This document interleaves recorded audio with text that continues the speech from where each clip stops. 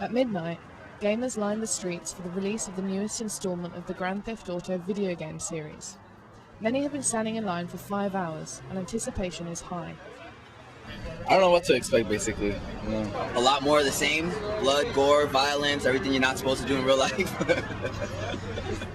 Although there's a new narrative, it's the same old story for the developers. Rockstar Games has taken a lot of flack over the violent content of the GTA series.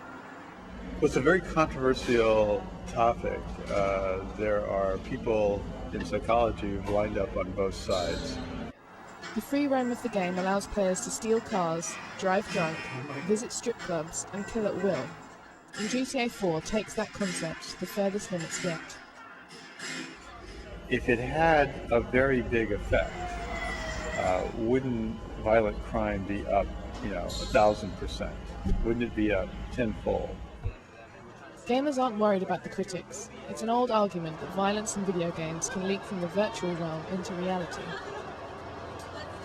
Let them waste their time trying to criticize the game. It's obviously not going anywhere, so they can chat for as long as they want. It's not going to affect anything.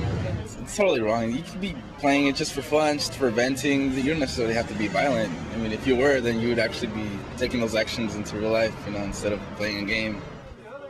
Despite GTA's mature rating, Yvonne is buying the game for her 14-year-old brother.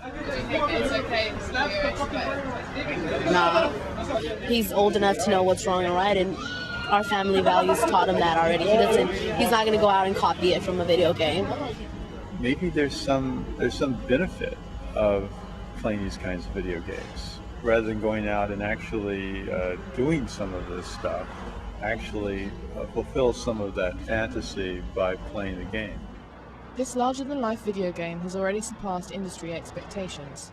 Game publisher Take-Two projected 9 million copies to be sold in the first week, totaling $400 million, but this number has been quickly rejected as an underestimation.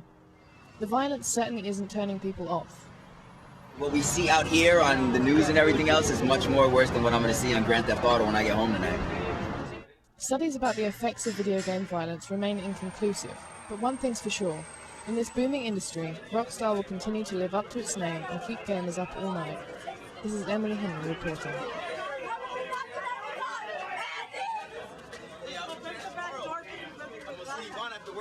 I know.